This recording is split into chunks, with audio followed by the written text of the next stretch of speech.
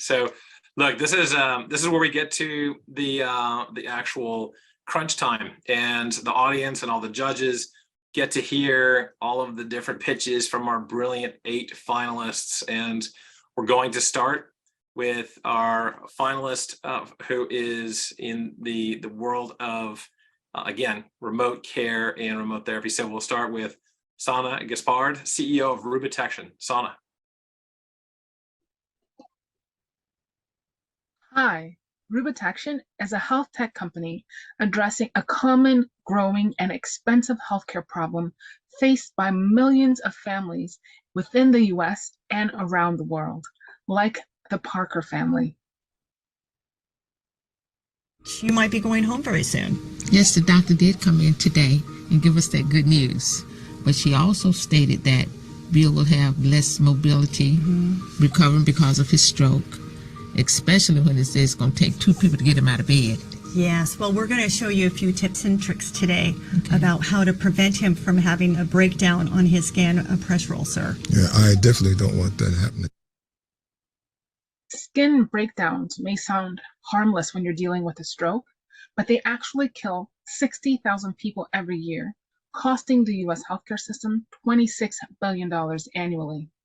With the primary at-risk population being older adults, doubling to over 85 million people in the next 25 years, this is soon going to be an avalanche of costs for facilities and for families who might find themselves overwhelmed, ill-prepared to deal with the situation, and facing legal penalties for the development of the condition.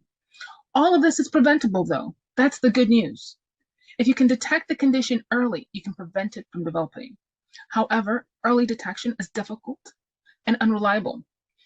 The current diagnostic test relies on the user to see and feel changes in the skin, which makes it difficult and very subjective, with limited utility on darker skin tones, putting people of color at over 2 times greater risk of developing some of the most severe cases of the condition.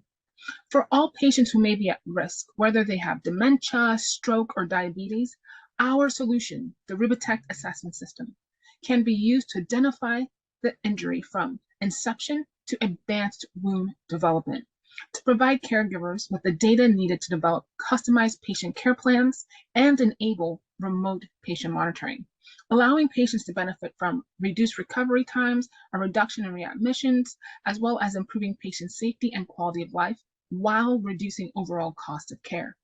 Compared to our competition, we are lower in cost, easier to use, and comprehensive, allowing any user to monitor the condition from inception to advanced wound development. This competitive advantage will allow us to dominate a $4.3 billion US market, which includes sales to hospitals, nursing homes, and home care agencies, where our ultimate market is in the home care, where we'll sell the product using a SaaS subscription model, where we sell the device and make additional recurring revenue from the software platform. We will also sell to facilities to help reduce the incidence of the condition to help get patients home faster. For our facilities, we will sell the product using a razor blade business model, where we bundle the software and hardware together and make recurring revenue from the disposable cover. With this model, we can generate over $265,000 a year per facility. To get to this goal, we're currently focused on prototype development and pilot testing before moving on to product development and initial sales to clinical partners, with the goal of fully launching the product by 2025 with the support of strategic sales and distribution partners. That will allow us to grow to over $240 million within 5 years of launching the product on the market. And we already have a growing pipeline of potential customers, as well as 5 letters of support from potential sales and distribution partners who are excited about what we're doing because we meet a market void. In terms of what we've done so far, we've already raised $1 million in pre-seed funding, predominantly non-dilutive. We've used that to build a click-through prototype of our software platform, as well as a functional prototype of our device. Testing of the system has shown that we can detect that early diagnostic biomarker with 100% accuracy. The team behind Rubitection includes myself. I'm the CEO and founder. I have a background in biomedical engineering. Dr. Hines develops our custom algorithms, and Michael Schilling supports prototype design and fabrication. We surrounded ourselves with a team of experts from FDA, manufacturing, product development, and business. As a team, we're dedicated to solving this problem and bringing this solution to market. When we looked at the broader impact, we realized by taking the same technology and applying it to other healthcare conditions like surgical wound monitoring after hip surgery, or the management of chronic dermatological conditions like psoriasis or skin cancer, we can increase our market to over $36 billion. But today we're starting with wound care. We're currently raising $2 million to take us to the next level with our technology and additional clinical data. We are also looking for additional introductions to care providers, potential corporate partners, and clinical test sites. So we invite you today to join our revolution to reimagine skincare based on data-driven analytics, and to do well while doing good, to help improve care for our older adults in our family today and for ourselves in the future. Thank you. That is outstanding. All right. And thank you, Sana from Rubitection. And we are one pitch down in our finalist pitches for the AgeTech Collaborative from AARP. And we have the next up finalist ready to go and ready to present. And so with that, let's go ahead and queue up the next slide here. Let me just go here. So we're going to, okay. And so judges, go ahead. Sure, I'm happy to kick us off, and Sana, great presentation. I really enjoyed learning more about Rubitection. Just as a quick clarifying question, you know, in your subscription model, were you saying it was $4 per device or $4 per patient? And then also, just out of curiosity, it seems like it's a one-to-one user platform, but do you have a greater provider-facing platform that would cover, you know, an interface for an entire facility? Yeah, so the device itself is $120. The software system is $4 a month subscription. So the patient would buy the device and then do the subscription. If you're a facility, we bundle the software and hardware together for $120, and we make recurring revenue from a disposable cover. So to enable, so the device can be used in any healthcare setting. So there is an enterprise version that the doctors would use to then also support remote patient monitoring in the home.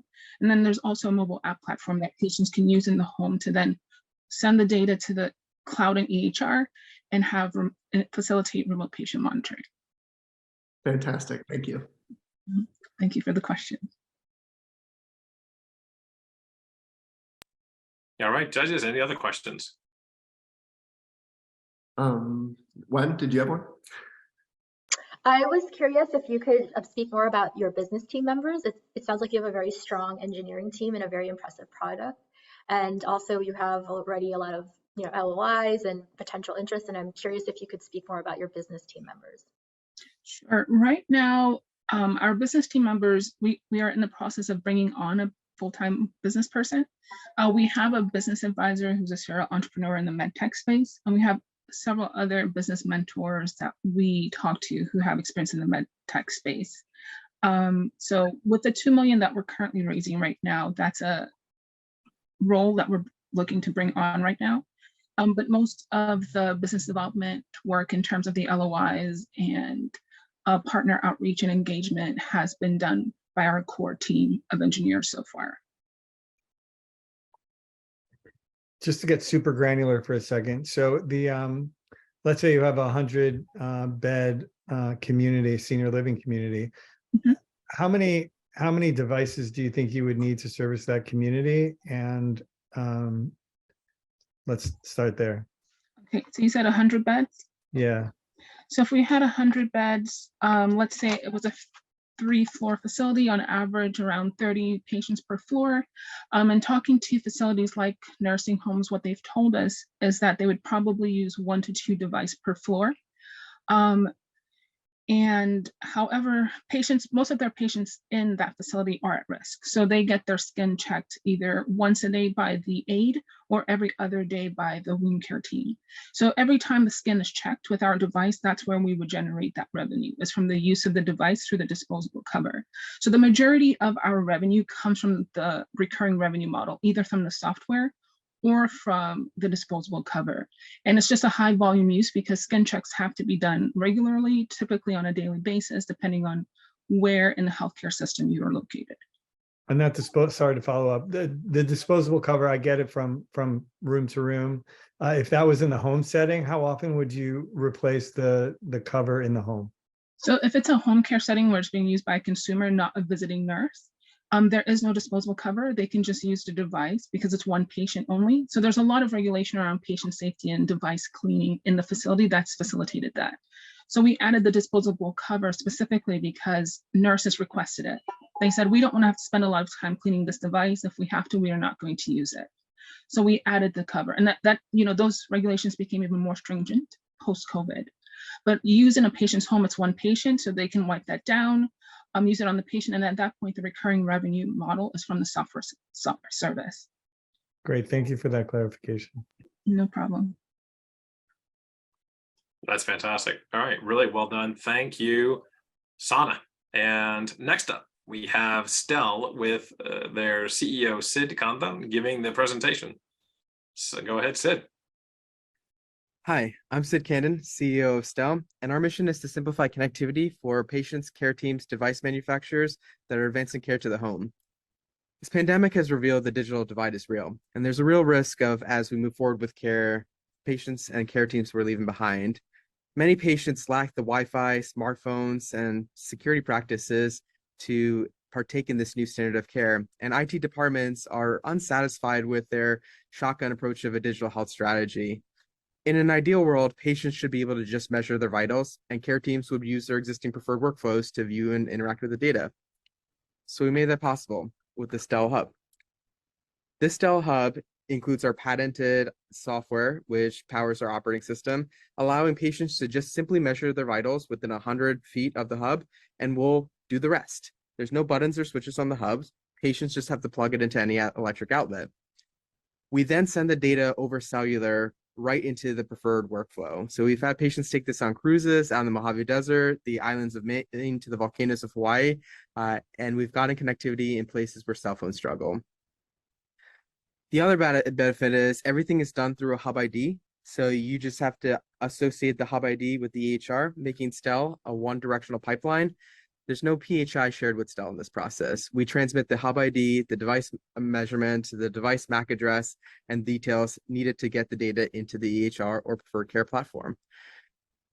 This hub allows patients and CIOs to support all patients across the care continuum, from wellness to chronic care management to RPM to more advanced hospital at home initiatives.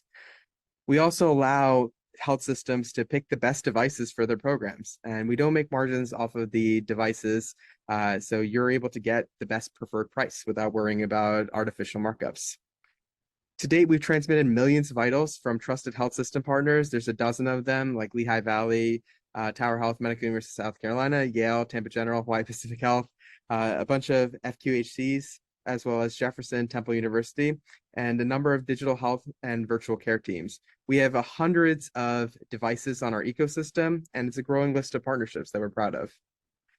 When patients do get this device and health systems do invest in this technology, they've noticed increased metrics in what matters. They were able to reduce the readmission rates for heart failure patients and the various patients. They were able to also reduce the number of unnecessary admissions and improve length of stay, causing both value in fee-for-service and value-based care incentive programs. In terms of our standard strategy moving forward, we have a solid focus on improving the device ecosystem to give manufacturers of medical devices an opportunity to build a non-iOS or non-Android interface, as well as Wi-Fi nodes such as the Amazon Alexa, some routers, and Google Homes, as well as others in the Matter profile. And lastly, we believe in a strong EHR AI ecosystem, and our contribution to that world is simplifying and giving confidence with a device connectivity aspect here. So you can think of Stel as infrastructure as a service ultimately. Patients use the devices, a node like our cellular hub node or some of these concept nodes will send data to the server, and we'll route it to the EHR preferred care platform, whether it's a trusted source like Lucent Health, Bioformis, right to the EHR or right to the patient's health apps. We have various flows as well, including a new one with the Amazon Alexa flow, where you can go to devices and you'll see a number of Stel devices here. So I can click the Dexcom CGM that I'm currently wearing, and I'll be able to route it right within the Alexa app into the various health systems. You can see it goes from Yale. I can select Tampa General instead, as well as the health apps. And you'll see Lucent Health and or Amazon Bioformis, Google, as well as a number of others that believe in our ecosystem. We have a stellar team that I'm very proud of, including leaders from the health clinical world, as well as the technical world with health devices. We're very proud and excited for the future of health tech connectivity, and we're looking forward for others to join our world and mission. Thanks. That was an outstanding presentation as well. All right, Sid. So let's go ahead and bring our judges back into the virtual room here and answer some questions. All right, judges, we'll start with Wen. Yeah, thanks, Sid, for that presentation. It's interesting that you're providing a hardware solution as well as a software and data solution. And I was curious, how do you harmonize with other RPM vendors? I mean, most health systems have a wide range of different RPM vendors, telehealth initiatives. So how do you harmonize with it at an initiative level? And then also, how are you managing the data integration at the semantic interoperability level? Yeah, great question, Wen. So from a philosophical standpoint, we don't think a Steve Jobs or an Elon Musk can come in and solve healthcare device connectivity. We think it's going to take us all. And we think it's really contributing and elevating the standards for everyone to partake in this initiative. So we work with device manufacturers and give them a simpler ecosystem to manage. So instead of breeding and building out iOS and Android teams, they can just develop on the Stel ecosystem. We build the drivers, we deploy them out into the ecosystem. And then we have our Nordic concept hub, so Nordic Semiconductor, trusted name. They make the actual hardware unit here, and they put our OS on. So you can think of it as a Dell running Microsoft, or like a gateway. This is a Google Nest concept or an Amazon Echo, and they can run our OS, kind of like a gateway Dell, HP could run Microsoft. Okay, and then in terms of, you mentioned the semiconductor hub, have you heard of Qualcomm's 2Net device that was launched in 2011? I'm curious, how do you differ from them? Yeah, big fans of them. Good friends with Clint, Robert Jaron. A lot of the people that supported that initiative are on our team now. We're standing on the shoulders of a lot of the work that they've done for the industry and getting us moving forward here. I think we got a little bit lucky with the competitive breaks that we have as a startup and being nimble and fast with the movement here. I think the 2Net was really going for that cohesive experience, whereas we invest in the operating system aspect that could be deployed to multiple gateways. Great question. So I think I have time for one more. Sure, happy to ask a question. Thanks again, Sid. Great presentation. Kind of building off of Wen, but moving from the what to the who, mostly just thinking about my parents, because I mean, like my grandparents, I don't think could figure it out. I don't even think my own parents could figure it out, even though they can do. I mean, they're highly intelligent people, but technology is not their thing. So who actually configures all of these solutions into the Stel hub? And then I'm thinking of it in terms of like a let's just say it's like a post-care setting. You already have the Stel hub at home. Doctor presents recommends a different platform, different device. Is it something that Stel can do remotely, or how does this work? Absolutely, yeah. So we build out the drivers and we deploy remotely. From a patient standpoint, they just have to plug this into electric. There's no buttons or switches. And if they use a medical device, like it just popped my pill cap thing, the hub picks it up in the background up to 150 to 200 feet. So everything should be seamless. So yeah, I think the emphasis is on aging and care in place, but the AirPods generation of not using settings and not using all the device Bluetooth parameters and just expecting it to work, we're also targeting that simplicity. That's fantastic. All right. Well done again, Sid. Thank you very much for that phenomenal presentation. And we are on to our third finalist with Wisdo. And Boaz is going to be presenting his company, who's the founder and CEO. Okay, Boaz.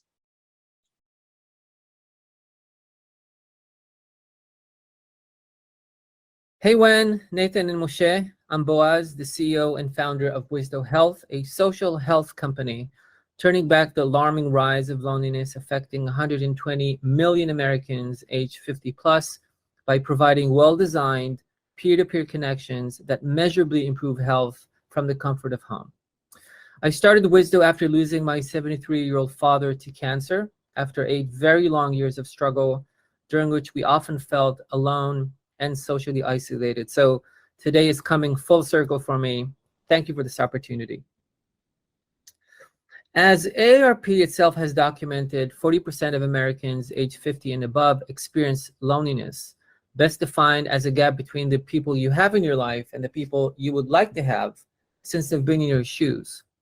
This underserved epidemic, research has proven, can only be addressed by helpful, healthy human connections.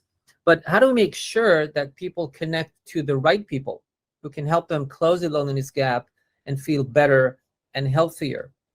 Well, after almost 5 years of research and development, Wisdo is now solving this problem. After working with over 500,000 members, we are today live with a digital platform that maps out loneliness triggers and then matches members to others who've been in their shoes and are likely to help, since they've been ranked as helpful by others and have profiles that are uniquely relevant to that member joining. Our algorithm is built to connect people with the goal of increasing a sense of emotional support and a sense of worth. Very simply, we've learned who to connect, with whom, and when to lower loneliness, and then we adjust daily and monthly based on engagement and measurement. Our approach is based on science. Once a month, we check in with members to measure using the standard UCLA loneliness scale whether indeed the connections we provided have improved social health. Although our cost of operations is low, we've been able to lower loneliness and unhealthy days, as you will see, which imply a significant reduction in medical costs, which against the size of the problem and our low-cost pricing imply a serviceable addressable market of $2.7 billion, growing to $3.3 billion by 2030 as Medicare Advantage populations continue to grow. Most importantly, we work. You're meeting us just as we have published a white paper summarizing our 12-month pilot with the exceptional team at Humana, and even as we are launching additional partnerships. So let's look at a quick snapshot of our unique technology and social health matching approach, then look at our Humana pilot results. The member journey starts with a very simple question. What is making you feel lonelier than desired? We then show specific life stressors and obstacles to health that are part of that journey and invite people to indicate what they experienced in the past with a been there click, what are they experiencing now with a there now click, and what they would like to experience, which we describe as goals, so we can build up a sense of achievement. Lastly, and very importantly, we baseline members against a social health score and estimate by how much they can improve within 90 days based on other people in their cohorts. This works. Now, here's how we know. Working with a 1,400 Medicare Advantage population in 34 states, we were able to show loneliness reduction for almost 60% of the population in 90 days, a reduction of 6.5 unhealthy days, a quality of life measure within just 1 month, an engagement rate of 42% 12 months after joining, despite the entire pilot population baselining as lonely or severely lonely, with 75% having more than 2 chronic conditions, and an opportunity to refer 21% of any given population to additional services accessible from the comfort of home, especially telehealth. The loneliness epidemic can and should be solved. We hope to be able to solve it together. Thank you.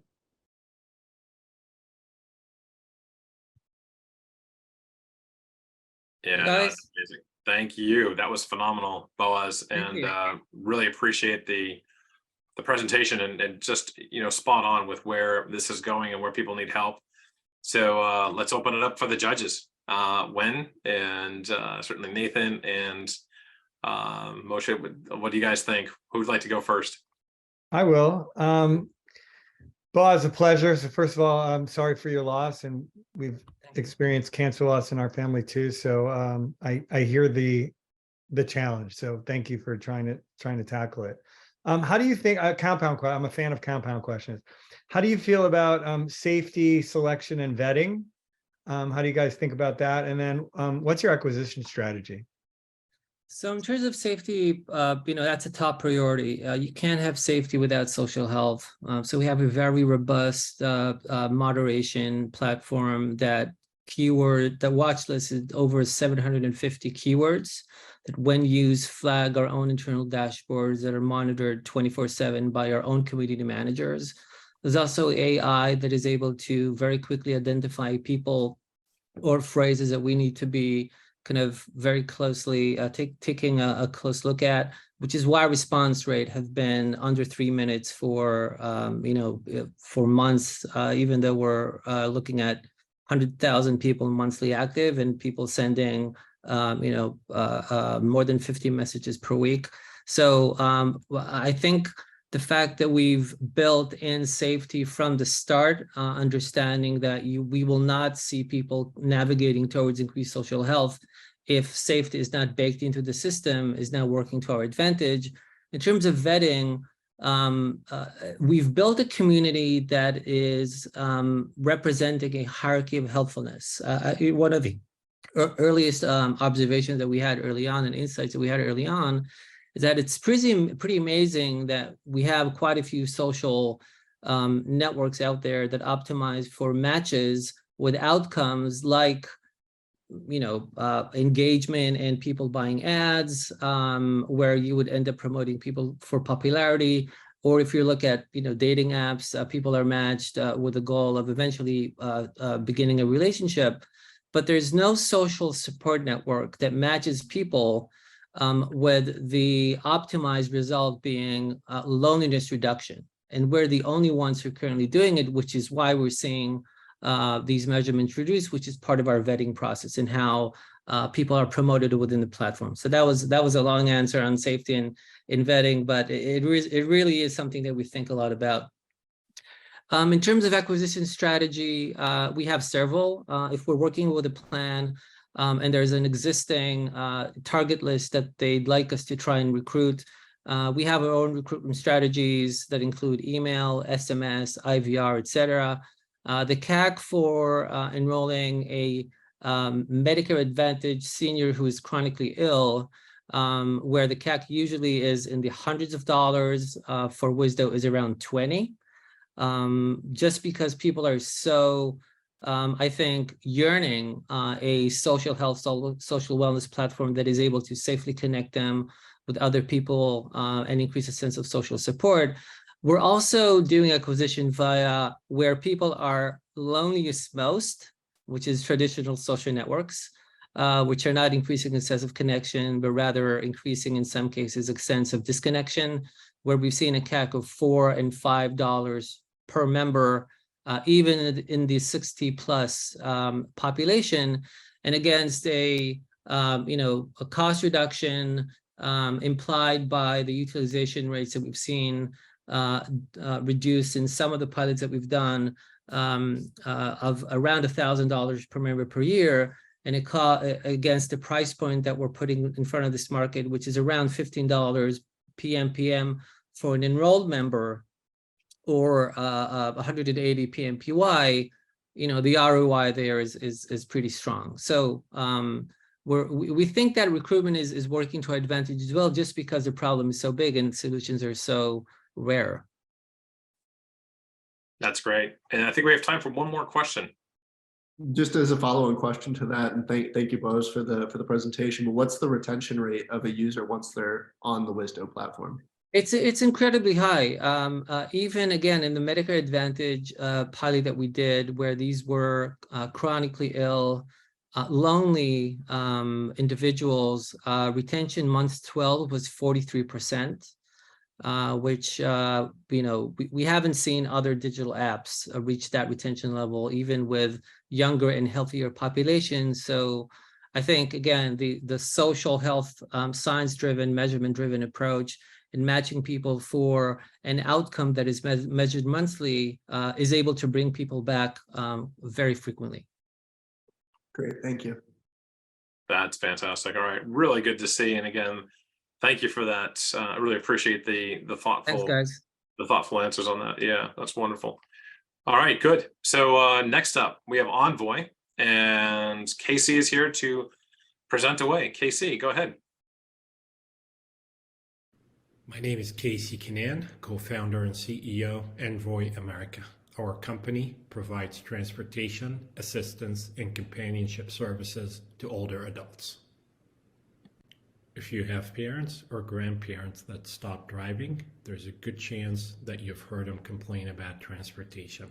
They've been driving for 60 plus years, doing the things they want to do on their own terms. Now that they've stopped driving, they've lost that sense of independence and control, needing to rely on others. Today's senior transportation is ineffective, unreliable, and inadequate. Just ask any senior who stopped driving. Uber is a great service for younger adults who want to go from point A to point B. However, older Uber is not a good option for the over 20 million older adults who might have mobility and or cognitive concerns. I watched my own parents struggle because of the transportation problem. And this is why we started Envoy America as the solution for them and the millions like them. Let me walk you through an example on how the service works. If I'm taking my mom to the grocery store, I would call her the night before, come to her door the next day, help walk her to the car, stow her walker in the trunk, carry a conversation as we're driving to the store, go inside with her, help read labels, carry heavy items, and then load the grocery bags in the trunk. We might stop at the bank or the post office and maybe grab lunch or coffee on the way back. At her home, I would unload the bags and bring them to the kitchen, and if she allows me, I would help her put them in the pantry or the fridge. This could also be a trip to see a doctor or hair salon or religious service. What I've described is exactly what a companion driver would do to help our clients. They replicate what a son or daughter would do to help their mom, dad, grandparents, or loved ones. Our service helps address the social determinants of health for older adults. Besides serving older adults privately, we also serve them through our partnerships with numerous corporate clients in the senior community space, healthcare, payers, and faith-based organizations. Older adults and the businesses that serve them can make reservations by either calling us or leveraging technology from emailing, texting, using an app, or complete integration through open APIs with the business's workflow systems. Today, we're operating in 28 states and continue to grow. One of our key differentiators is our companion drivers. They are mature, compassionate, and they look at what they do as a calling versus just a job. Our dedicated, disciplined team is fully committed to the company's mission of helping older adults age in place, stay independent, healthy, and socially active. Their hard work, their commitment to this mission is reflected in these key performance indicators. To summarize, senior transportation is a big problem impacting millions of seniors across our nation. Envoy America is the solution to this problem. We have two asks from you judges. Select us as the winner of this competition. Let's work together to bring this amazing service to the millions of older adults that can benefit from it. I want to thank you again for the opportunity to present to you, and we look forward to working with you in the future. Outstanding. All right, KC, thank you very much. And judges, if you want to go back on camera, let's get some questions going here. Anyone want to go first with KC? Yeah, I'd love to. And thank you, Casey, for the presentation. Great solution. Just expanding on your comment about the 28 states, how many users and companions do you have as part of your platform? And also, I'd love to understand what your pricing model is. Sure. That's a great question. We have thousands of companion drivers. That's how we refer to our drivers across the country. and users were serving hundreds of clients every day. So that's on the user side. The pricing model, we either do subscription, and most of the clients that we have today are subscription, ranging from about $5,000 a month to $100,000 a month, based on the client, or pay as you go, an hourly rate ranging between $40 to $50 per hour.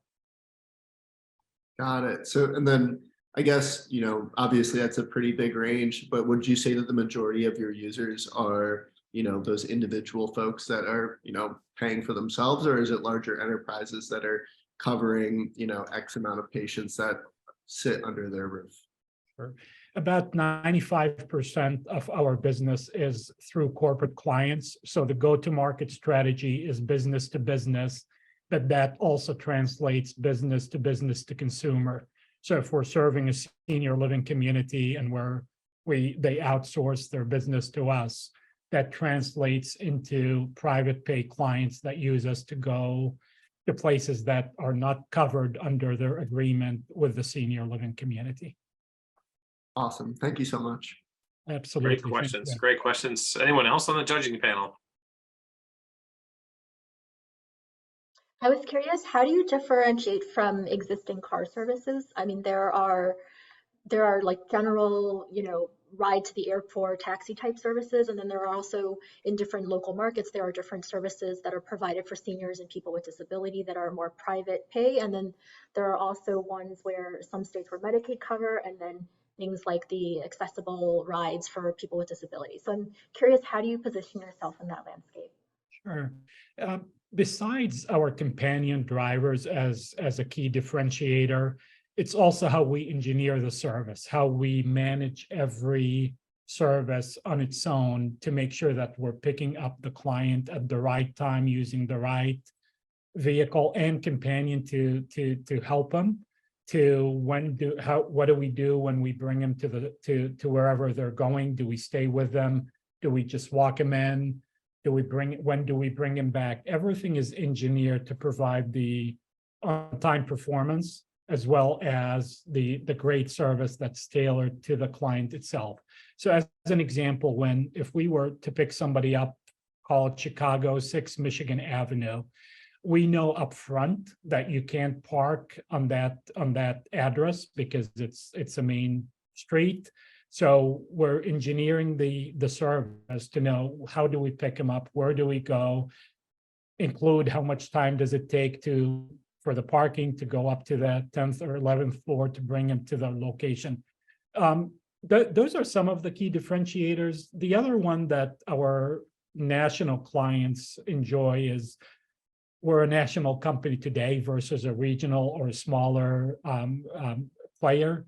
So they can have one phone call to us and we can serve them across the country, versus you're dealing with one company here, one company there. So those are some of the things that make us unique and different, and allowed us to grow the business to where it is today without having to do much business development.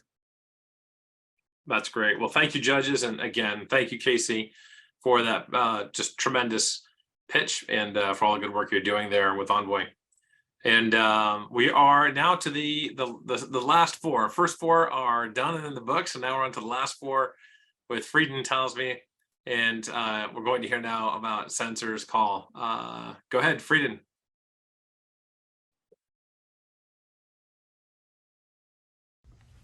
Hello, this is Frieden Taslimi. I'm the CEO and co-founder of Sensorscall. I've done multiple high-tech companies, many of them successful and some of them failed. By the way, all our founders have similar background. A few years ago, I noticed the agony my wife was going through looking after her mom, who lives not far from us.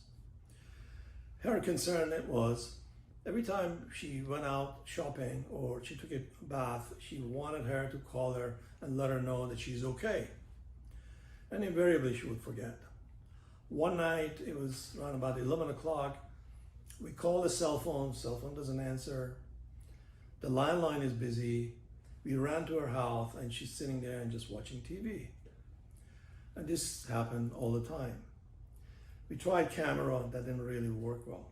And this is the inspiration behind the development of this device, Care Alert, in the form of a night light that has no camera, and you don't have to wear anything. You plug one in the bathroom, one in the kitchen living room area, one in the bedroom. It maps out the activity. Anything unusual happens, it alerts you. And as time goes on, it gets smarter as we collect data. That's how we started. But then after going to a whole bunch of conferences and trade shows, and based on the feedback and demand we saw, we realized there's another way to really scale this company. There are a whole bunch of healthcare monitoring companies that is coming about. These are companies that collect data, and based on that, they're making inferences, but they don't really have good ways of collecting that information, and they need smart sensors. And that's where Care Alert comes in. Our product gives you actionable, intelligent data that you can do something about it. We can, for example, onset of depression, we can detect that based on the usage of the kitchen and so on, and the amount of time that you spend in bed. These companies service senior living, RPM, home care companies. There's a whole slew of them, and the number of seniors are dramatically increasing every day. So how do we sell? We sell this as white label or branded. Our margin is about 30 to 50%, but then we have residual monthly income from subscription. The subscription price is very reasonable. It's somewhere between $2 to $5 a month, or a yearly fee of approximately $50. At this time, we have orders for thousands of Care Alert. And we have agreement with a whole bunch of companies that are integrating our product into their platform. And we're running a whole bunch of pilots. We will be launching this quarter, at the end of this quarter, in Australia and in Japan. Our team is extremely strong. Everything is done in-house. The design, the hardware, the software, everything. And I'd like to leave you with a short story about William. William called us last year. He said, thank you. And the reason was, Care Alert enabled his mom to stay in the house that she's been living in for a long time. Social services people were there. They were concerned whether she can look after herself. William pulls out the app and he shows them, here it is. She's taking a shower, here's the activity, and here's their kitchen usage. And they said, fine. And she was able to stay in her house. Thank you.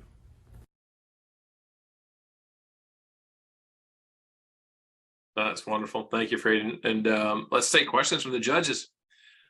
Which judge would like to go first on Sensorscall? I can start. Yeah. Thanks for your presentation. I think it's really interesting that it looks like a nightlight and not intrusive. I was wondering if you could explain the product more in terms of what the product actually does and what is specifically being sensed. Basically, it has about 10 sensors. It maps out the living activity of the person, how long basically they spend, what time they go to bed, what time they get up in the morning, how much time they spend in the kitchen, and how long a shower they take, how many times they use the bathroom. And then anything unusual happens, it alerts the caregiver. And as we collect more data, we actually, it gets smarter. Boaz talked about loneliness, and there are basically indices for loneliness. We can probably measure some of those things and actually alert on that. Can you clarify what it's sensing? Is it just a motion detector, or is it looking at, is it looking at infrared, or is it looking at temperature? Like, what is it actually sensing? That's the secret sauce. There are 10 sensors in the device. So we've been collecting millions of data, And based on that, we figure out what the person is doing. Motion sensor by itself is not sufficient. For example, when you're taking a shower, generally you don't detect the motion. And kitchen usage, for example, has to do with not just motion. We look at the air quality. Based on air quality, we can figure out whether the person is cooking or not cooking, and looking at the temperature and humidity and things like that. So it's a lot more than just a sensor. We look at the light, for example. Okay. And then so you mentioned there are sensors in different rooms, and so is the data analyzed on a per sensor basis, or do you have data analysis models that are looking at the interaction of the different sensors?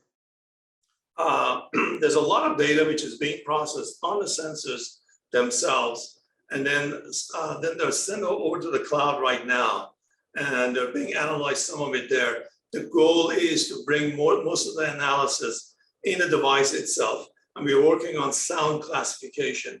So we're listening, we're not listening to words, but we're listening to the environment and trying to figure out what is happening. Is the person taking a shower, flushing a toilet, things like that. That's great. We've got about 2 more minutes before Kesha from Salveo.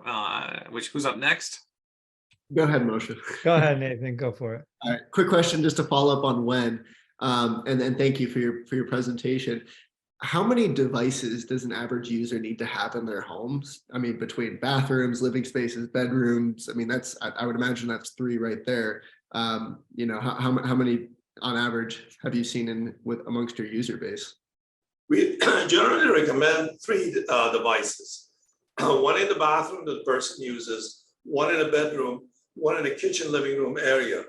Now, if you have a much larger home, most people generally live in a particular area. Even if you have a very large home, you still live in a certain area of the home. And again, remember, this is not a question of the motion. We look at the light activity, we look at the sound, for example, you have a TV on, things like that. There's a whole slew of stuff that is happening that we collect data on. Yeah,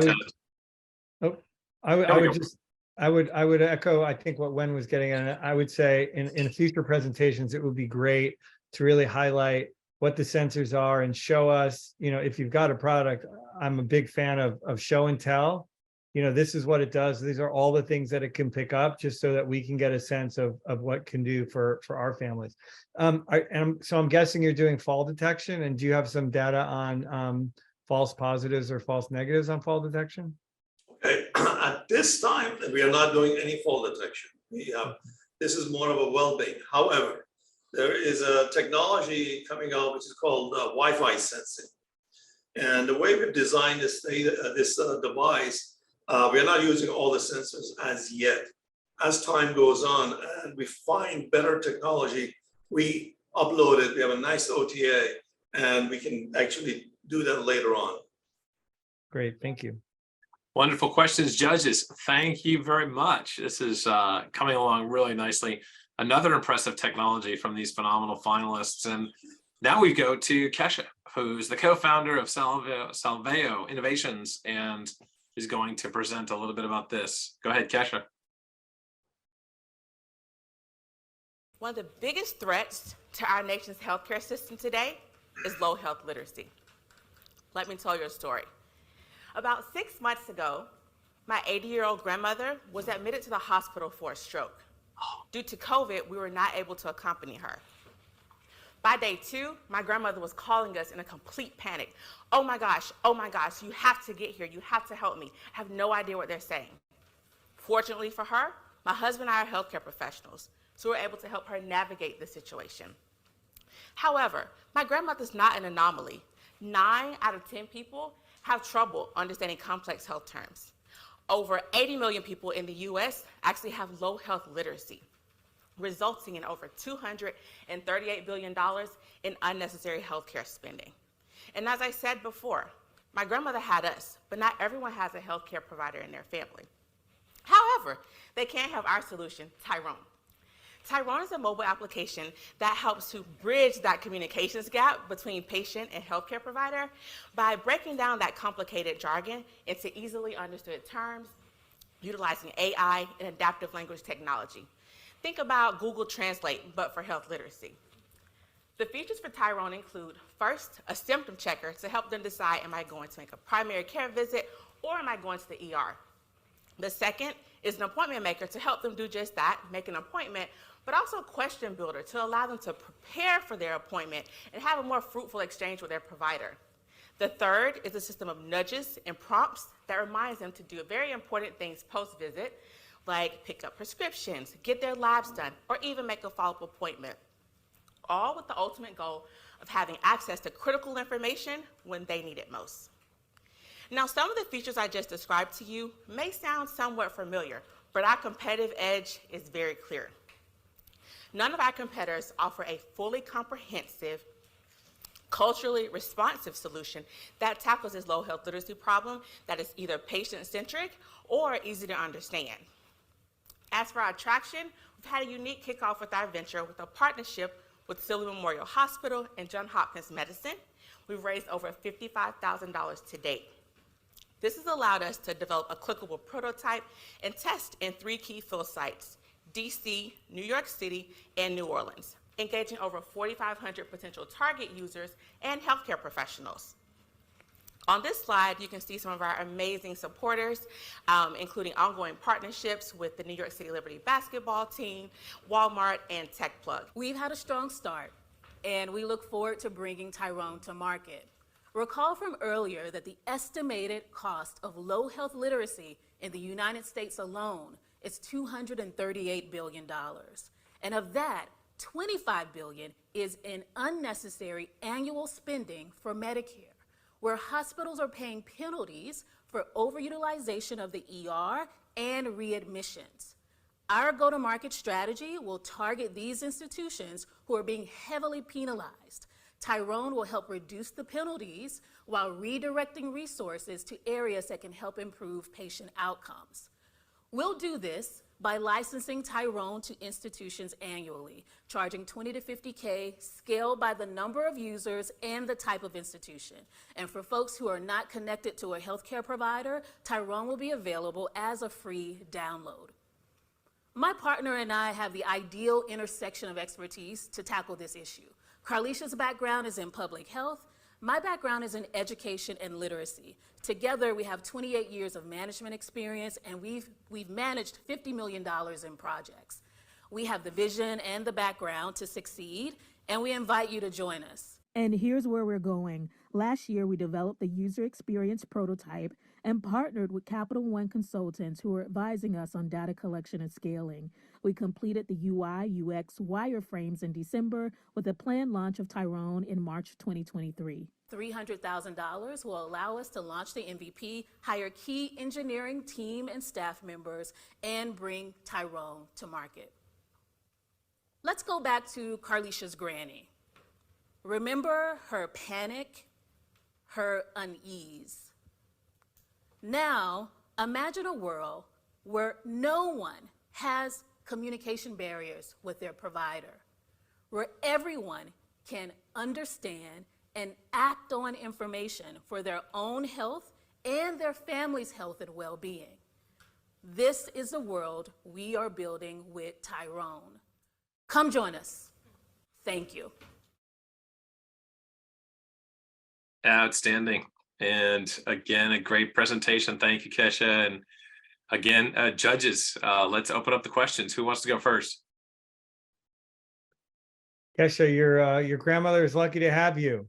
Let's start there. Because I agree with you. The healthcare system is replete with all kinds of technical language that people can't access. So kudos to you. I have about 1 million questions, but I know we don't have time for that. How do you think of integration? Are you looking at how do you think of your appointment maker? Are you integrating with others? Are you developing your own? When you get that information, are you then integrating that with an EHR? Like, that's a lot. And so how do you think about that? Yeah, thank you so much for the opportunity. So one of the things that we have been thinking through is how to limit duplication of efforts that already exist. And so we are really thinking about Tyrone as an opportunity to overlay on top of current systems and are really working to refine it around the adaptive language technology and that modeling so that ideally any provider or hospital or payer will integrate it into their system so that it's automatically using language that's leveled and appropriate for the average user. Thank you. All right, who's next? Yeah, I had a similar question as what Moshe asked.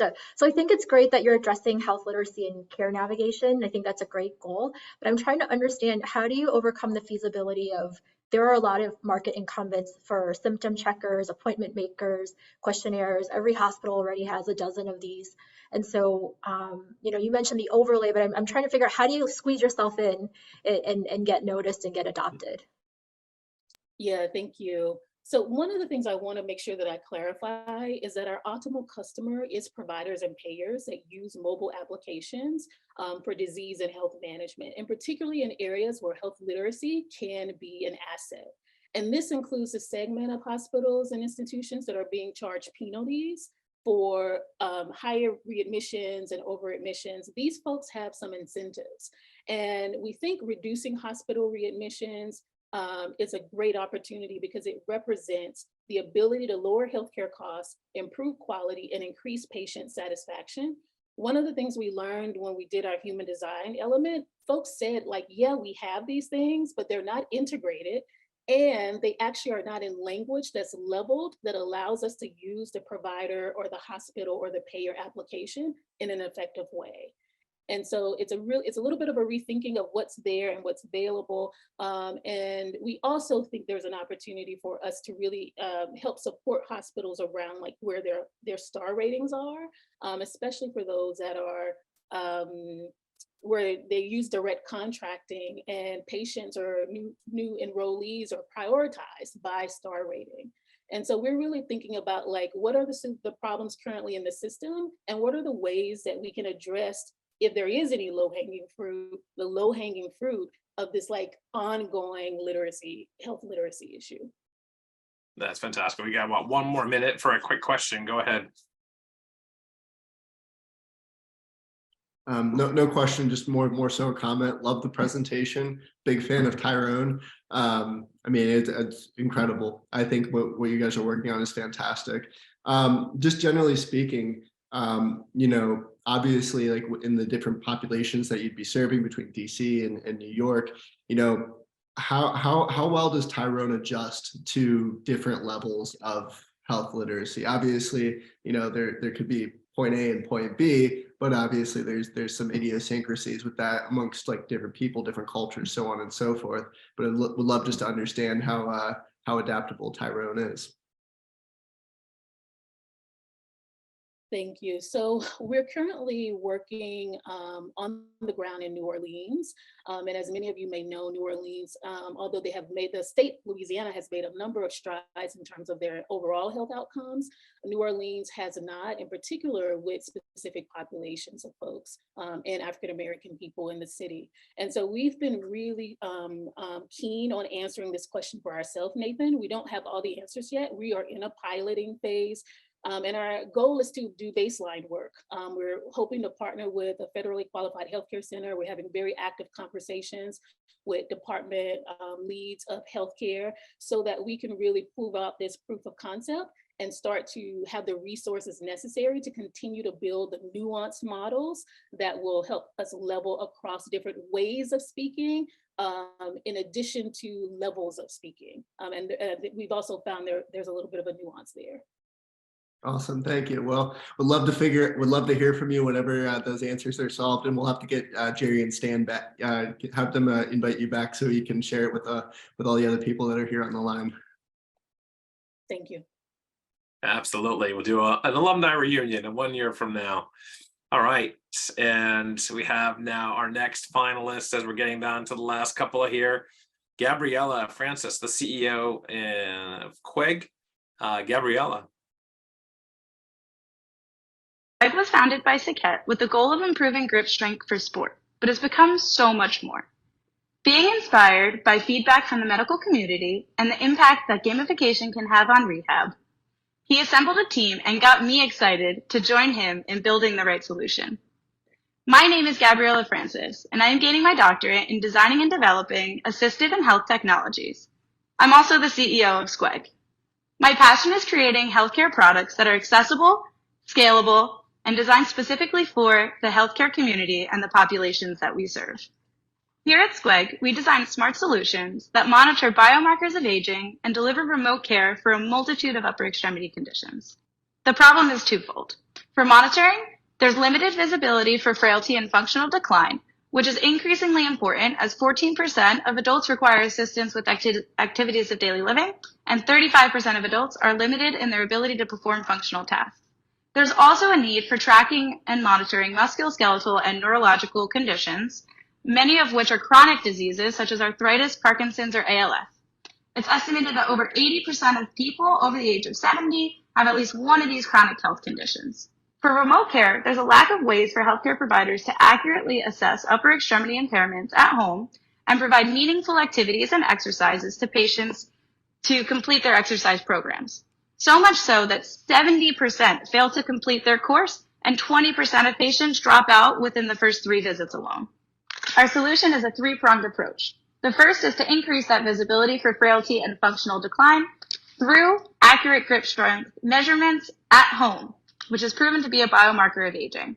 Next, we support remote care at home through a connected ecosystem to enable real-time data sharing in a safe cloud-based system, and even provide summary sheets to help providers with healthcare reimbursement. The third is to boost motivation for the actual user themselves for compliance for the rehabilitation program, utilizing gamification principles such as reminders, push notifications, streaks, badges, overall just making the games very fun and making them adaptable to find the user's just right challenge. Introducing Squegg, our smart dynamometer doubles as a remote for interacting with our companion app. We support smartphones and tablets on iOS and Android systems for easy remote assessment of upper extremity impairments and monitoring grip strength against benchmark data for age, gender, and hand dominance. On the right-hand side of the screen, you can see a few of our games and activities that help to keep our users engaged. Welcome to our product journey. In 2019, we started as a kickstart with grip strength alone. In 2020, we truly saw the value of Squegg and started to focus on therapy use cases. In 2021, we partnered with the University of Geneva to help build Fragile, an application to help self-detection for frailty at home. And we even dove deeper into how Squegg can be used for therapy and in the clinic. In 2022, we gained clinical validation with an FDA medical clearance, piloted remote monitoring for rheumatoid arthritis with Prevental, and partnered with a leading pharma company on a muscle strength testing application. In 2023, we're excited to announce that we continue to work on the project to include pinch and range of motion and valued evidence-based medicine. I'm excited to announce that our paper will be published in AgeTech towards the end of the year, which showed preliminary evidence for good to excellent inter-instrument reliability and concurrent validity with the current gold standard for dynamometry, which is the JMAR device. We're also excited to participate in this year's AGTech conference to help link our product to healthcare providers and gain invaluable feedback. As we look to the future, you can see there are many things on the horizon for us. Our business model includes device sales, and we're looking forward to a healthcare provider subscription model. We have over 15,000 units sold, have a 4.6 rating on the App Store, and have 250 healthcare providers currently using with over 1,400 evaluations per month. For our competitors, we primarily looked at the ability to perform remote monitoring on the y-axis and the affordability of the product on the x-axis. Squegg is the only product that can offer remote monitoring for grip strength, range of motion, and pinch at 1/10 of the cost of our closest competitor. Beyond this competition, we look forward to building connections, having the opportunity to further discuss partnerships with investors in the crowd, and collaborate to make health tech the best that it can be. We look to increase production, onboard our team, scale up marketing, and continue on with medical research. All of this is made possible by our outstanding team that has helped us with our range of advisors and the functional team that continues to help us with evolving our product. And with that, we thank you so much and are excited to answer all of your questions. That is fantastic. All right, great. So judges, our penultimate presentation here. Gabriella, thank you. Wen, Moshe, Nathan, who would like to go first? Happy to kick us off, and thank you so much for the presentation, Gabriella. Big fan of the name Squegg. That's super catchy. But generally speaking, on your traction slide, I noticed that it said your product is only within Indian HCPs. Do you work with HCPs in other markets as well? And then also would just love to learn a little bit more about the price of the device as well as the subscription itself. Thank you. Yeah, that's a great question.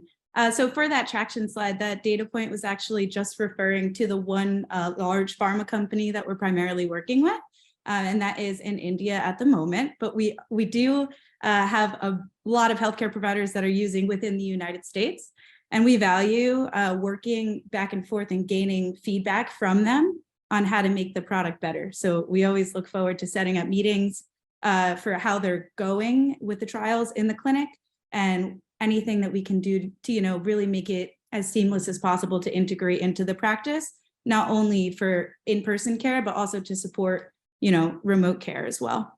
And for the second half of your question, I'm gonna introduce Saket, who's the founder, who can provide a little bit more light.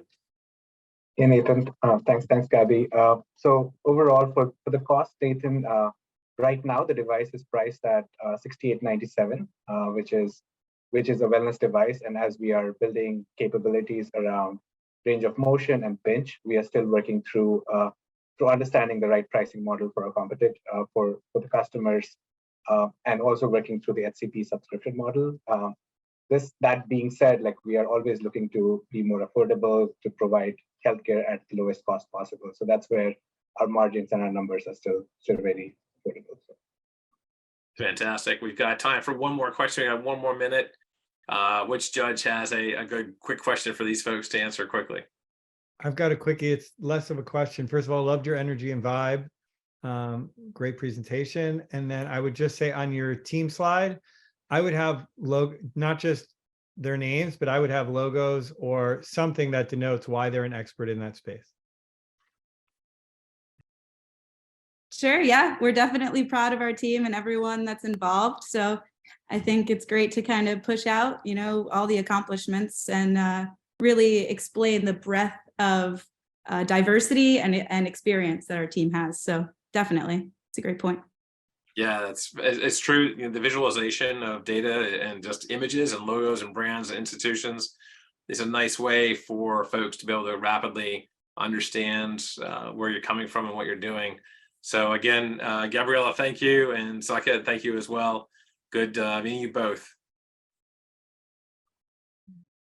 Outstanding. So our last but not least presentation of the 2023 February AgeTech Collaborative from AARP Pitch Challenge is coming up from Ursamin, and it's Shannon Aylesworth. Shannon, thank you for joining us today, and go ahead, the stage is yours.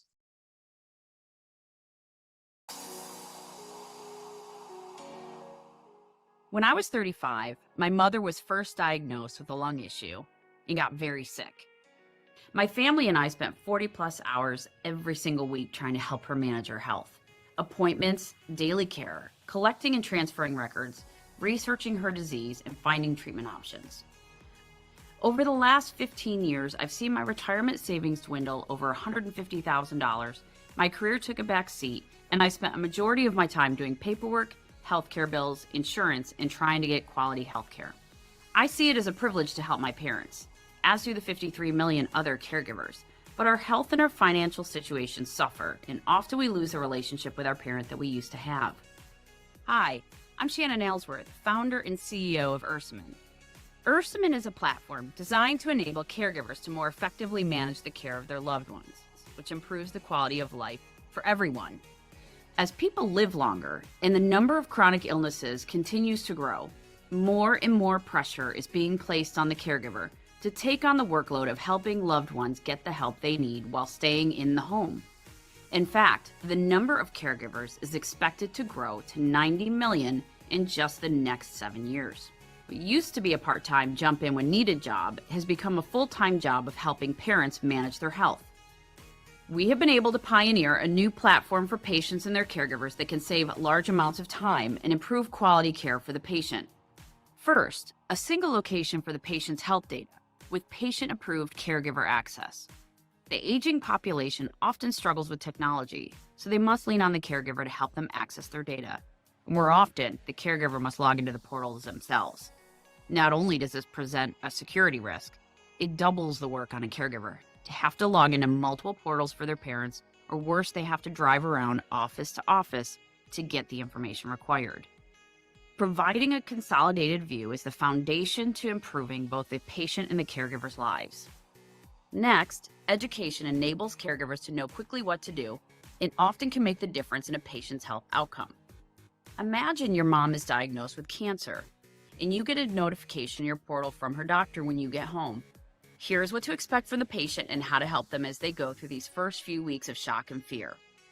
The relief you feel having clear direction on what to do next spurs you to take action and provides much needed support role for your loved one. Lastly, while on average there are 7 caregivers per patient, the work often falls on the primary caregiver. Supporting caregivers often suffer from fear of making a mistake, not knowing what to do, or not understanding how to help. For the same reason that we provide data and education to the primary caregiver, we need to help them extend pieces of the plan to the rest of the team.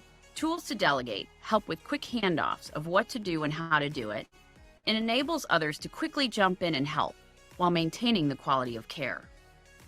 While competitors offer similar features like education, social resources, and records, the lack of consolidation creates a burden on the patient to try to collect information themselves, and it shows.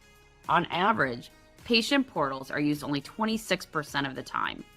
Add in that the caregiver can't get access to this information, leaves them either having to go to every appointment with their parents to get it, or scrambling around in portals trying to find the data and treatment plans. It's such an incredible waste of time. The market opportunity is $6.6 billion and will grow to $9 billion in the next 7 years. Our go-to-market plan is in a B2B2C model with a small consumer play to make sure we stay in front of the pulse of the user. We've surveyed over 1,500 patients and caregivers about their top needs to shape product market fit. We launched our pilot mid-January and have 100 users on board. We are partnered with 2 caregiver organizations to provide our services to more than 5,000 caregivers and are planning pilots with 2 primary care organizations serving over 2 million aging patients at the end of March. We've raised $350,000 to date and will start fundraising for our $2 million seed round early March. From me spending my evening digging through patient portals just to accomplish a very meager task of setting up an appointment, to being able to quickly get an appointment, some ideas on how to work with mom on her mobility, and then moving back to spending quality time together. We believe that we can make a huge impact on the quality of life of both the aging population and caregivers by empowering them with the tools they need. Join us in raising the level of caregiver impact and watch the power of millions lifting up the world. Thank you so much. Well, thank you. That was amazing. And again, this is our last pitch. We've got 5 minutes for questions and answers. And let's hear from our first judge who wants to open up the questions here for Shannon. I can start. So yeah, thank you, Shannon, for your inspiring family story that's motivated you to improve quality of life. And I was curious, like over the past decade, I've seen multiple different companies that are essentially personal health records, health vaults, and caregiver care coordination tools. And some have lasted, but many have come and gone. And so I'm curious, how are you different than these other competitors? That's a great question. I'd say there's a couple of things that really come into play with timing and why now is the right time. Number one, legislation that finally started in 2016 and got dragged out for patients getting access to their records. It really, if you look at the timing, 2016 that was supposed to happen, it got, 2019 was the final, execution and COVID hit. So it really didn't open up until just late last year, and we started developing for that time frame. So our ability to get the records significantly different than what the traditional platforms used to do, which is still put the work on the caregiver and the patient to input manual records. So if you look at, and I don't want to say any names, most of the platforms, you still have to put the record in themselves, or what they can do is pull a record from the EMR in the EMR's version of what's kicked out. So if you look at Epic or Allscripts, they all have different formats. And so you can get those in different formats, but they're still duplicated. There's still a jumble of records. It's no different than when I walked around with my mom's 15 pounds of records, tons of duplication. So the difference is timing of our ability to get access to that data, sort through it, make it consumable in one view that the caregivers and the patients can really, really consume, and then also enabling the caregiver to get access to that through the patient. And the provider as well is looking for caregivers to get involved also. So I would say foundationally, that's probably the biggest thing. And then the second really is COVID's really opened people's eyes that they need to control their health. So the consumer play, the caregiver desire to get access to their records and be able to manage their health is significantly different than what those companies that launched between 2016 and 2019 were going for. Okay, thank you. And I'm curious about, aside from being the data repository, you mentioned there are patient education materials, and I think it's interesting to have that type of decision support or education aspect. And are you planning to build that content yourself, or are you partnering with content vendors? Yeah, that's a great question as well. Yeah, we're planning on partnering. There are one of the things that I looked into as we launched this was that there's no shortage of apps out there for education, for resources, for prescription management. Our goal is to consolidate that into one view and make it easy, in addition to giving you access to your records. So things like CPT codes that will tell you what kind of education is needed. We partner with educational companies that are already being launched by the medical community of what should that educational track look like? What do you want to tell the caregiver? The provider as well has an option. One part of the deployment strategy will be that the provider has the option to build the track they want their patients to go through as well. So if I'm a primary care and I've got a population of diabetics that I want to get a certain education track, they're able to push that through with whatever platform they have that exists today. Great. And thanks, Shannon, for the presentation. It was awesome. Kind of following along this theme of building, out of curiosity, what are some of the strategic objectives or milestones that you're looking to accomplish with that $2 million raise? Yeah, so we've built the pilot, as we mentioned. What we want to do is expand upon the caregiver resources that are in there. So including things like we've got pilots, we've got I'll call starter development around education, shared calendars, caregiver coordination. We've started those pieces, but there's significant more that needs to be implemented, like sharing specific sets of the records. So for example, if I'm a secondary caregiver and I've offered to take my father to a doctor, what records do I need? What notes do I need? Being able to separate that piece versus just giving exposure to all of the records. Those are incremental improvements on the platform. And then the opposite side of that is for the provider side. So the provider admin view as well is going to be another piece of kind of development side. So most of the 2 million is going to go into development and then customer acquisition. So provider side is going to be things like how you separate by chronic illness. How do you communicate between patient and provider with the caregiver being involved? All of that goes into development. And then the third piece of that development piece will be integration of wearables, which for chronic illnesses is obviously a really big thing of bringing in that behavioral data. So the EMRs, I think that's one of the big, things that we really understood is that, having the medical record is one piece, which everybody's tried, but then bring in that wearable data that shows some of that behavioral data and how do you help caregivers intervene maybe with getting your parent to the doctor or getting your parent to get help before things, get too bad, is kind of that third leg of the stool where we'll put the development while we're acquiring customers.